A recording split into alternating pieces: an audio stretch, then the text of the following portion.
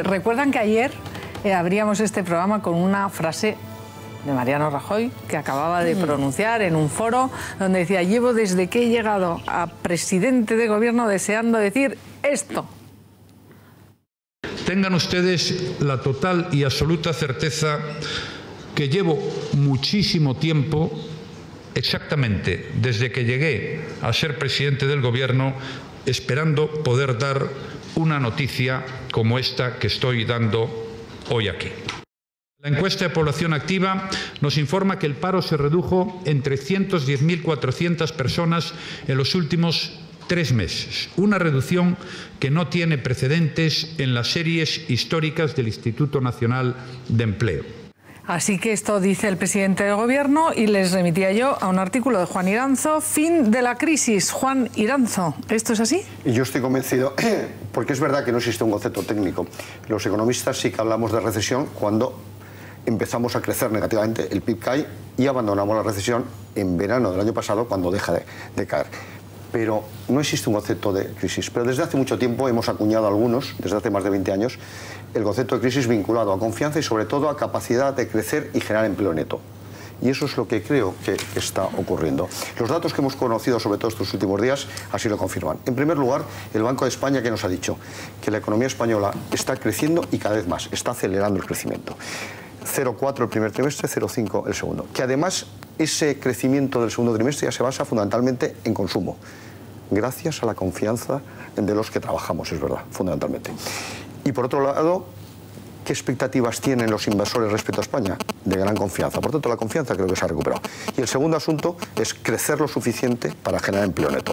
Es verdad que en las condiciones de mercado laboral anterior no estaríamos creando empleo neto. Pero ¿qué ha permitido la reforma laboral? Reducir el umbral de crecimiento generador de empleo, lo que llamamos pedantemente ley de Okun. Creciendo por encima de 0,6, creamos. Lo dijimos hace un año. Bueno, pues se ha confirmado. Llevamos 5 meses y desde luego los últimos datos no solo ponen de manifiesto que se está creando con mucha intensidad, sino que las expectativas para el verano son espectaculares. Bueno, y Juan, me dicen que hace interferencias tu móvil, si puedes apagarlo.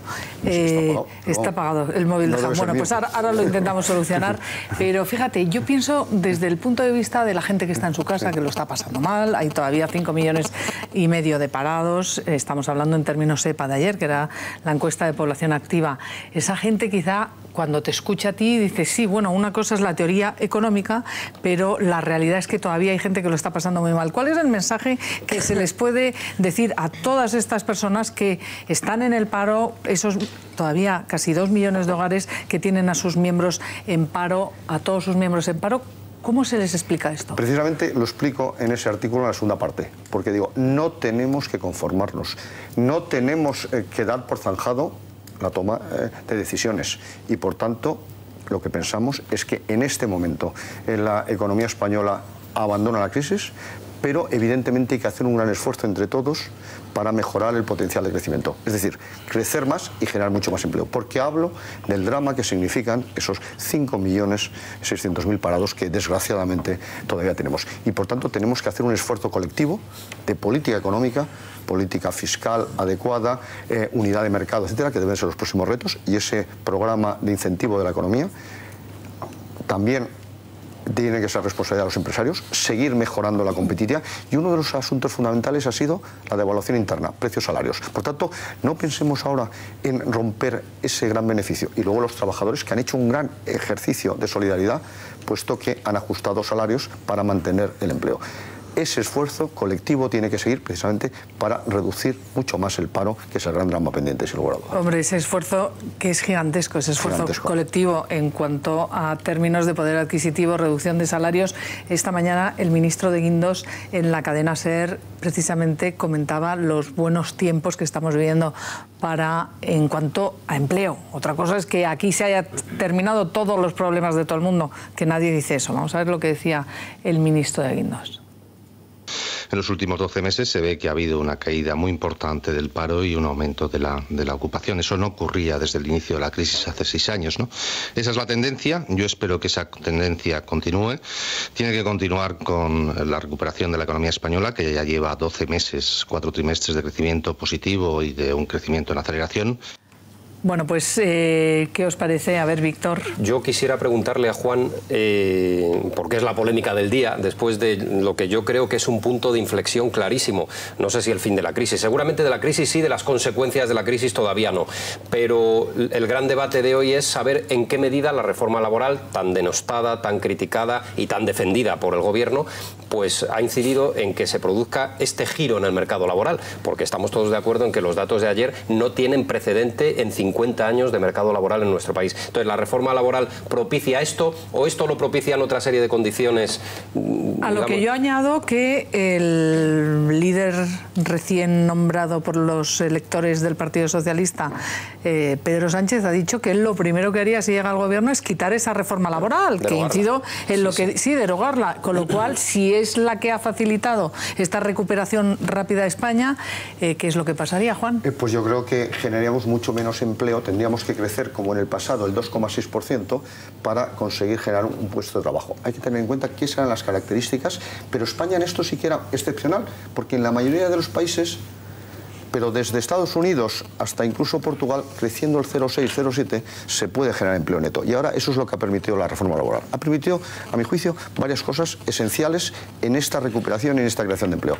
En primer lugar, reducir el crecimiento necesario para generar empleo, porque si no, ahora no estaríamos generando empleo neto. En segundo lugar, acabar con la ultraactividad de los convenios, que eso ha sido fundamental, eso ha sido nefasto para la historia de España, la ultraactividad. Porque hay que recordar que en el año 2009, el peor año de la historia de España, el PIB cayó el 3,9%, los salarios crecieron el 3,2%.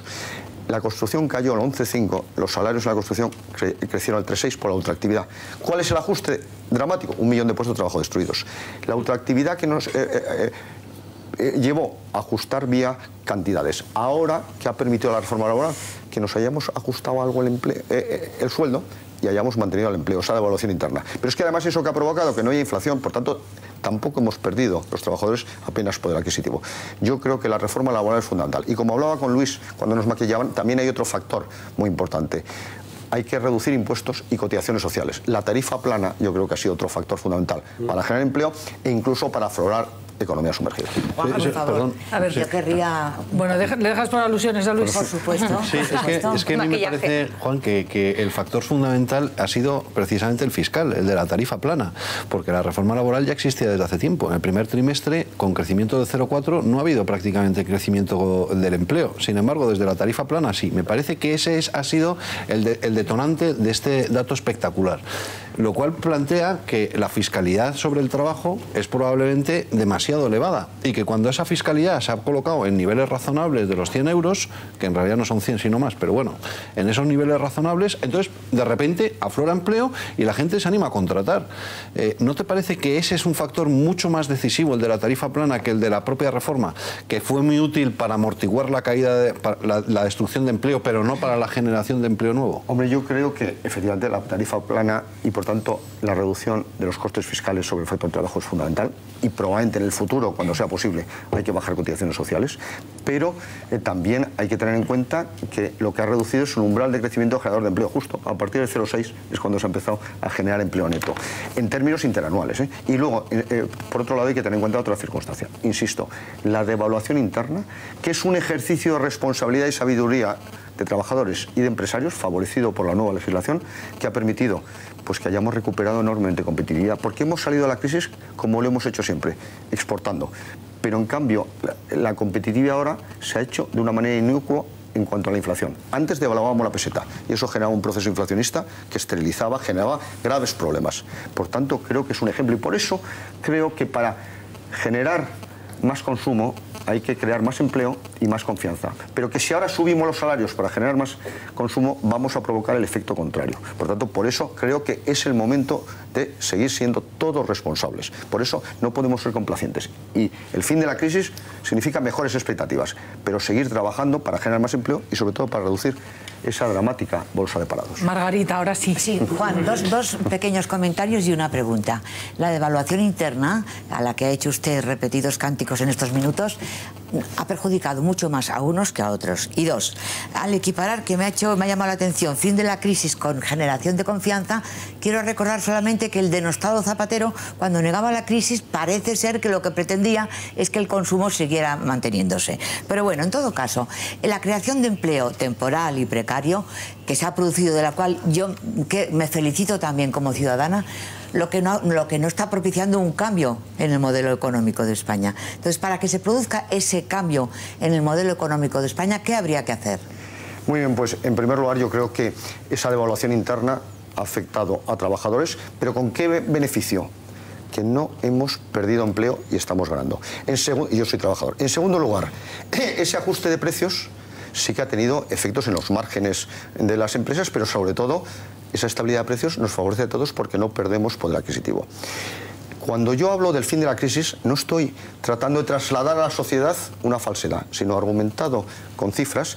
Ha habido un cambio en las circunstancias. Yo creo que negar la evidencia es lo preocupante.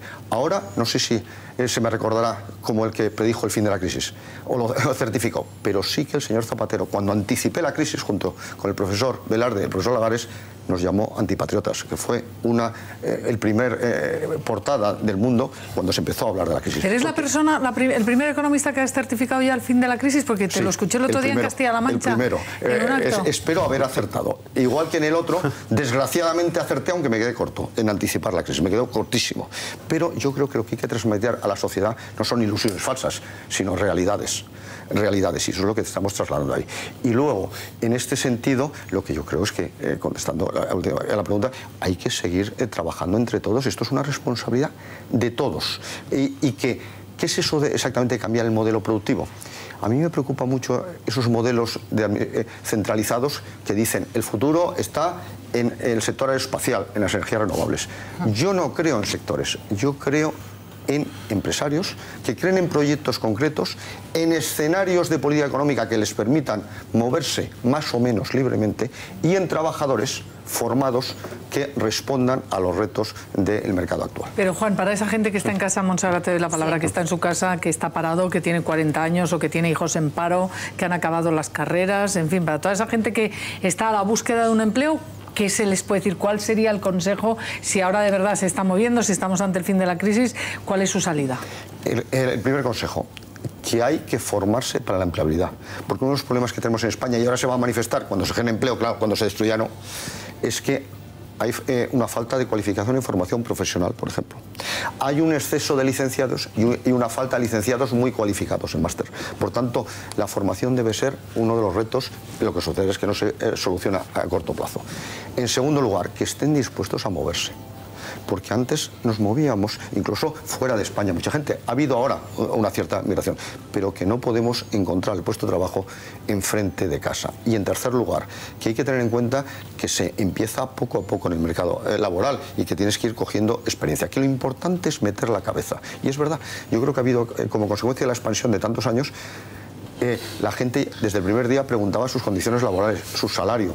Yo, el día que fui encontré mi primer puesto de trabajo, salí no sabiendo lo que iba a ganar ni lo que iba a trabajar, las horas. Yo creo que eso también obliga a un cambio de mentalidad, que la crisis lo ha provocado. Y luego, además, que ha provocado la crisis, que se haya reducido enormemente el absentismo, que yo creo que eso también es muy importante, porque sobre todo para la inversión extranjera, el alto absentismo en algunas zonas provocaba serias deslocalizaciones, como ocurrió con Suzuki en Jaén, o Gillette, la Bahía de Cádiz. O la Bahía de Cádiz, etc. Por tanto, yo sí que creo que siendo un drama lo que hemos dejado de vivir hoy, sí que creo sinceramente que tiene una serie de ventajas en cuanto a aprendizaje, y sobre todo los jóvenes que piensen que el mundo es completamente diferente y que nos enfrentamos a un mundo global en el que todos competimos, pero también tenemos muchas más oportunidades, y la movilidad es clave. La movilidad física, pero también a través del teletrabajo, que es un factor fundamental. Y otro de los asuntos que hay que tener en cuenta es la mejora de productividad que se está generando a través de estas tablets, que están prolongando nuestra jornada laboral,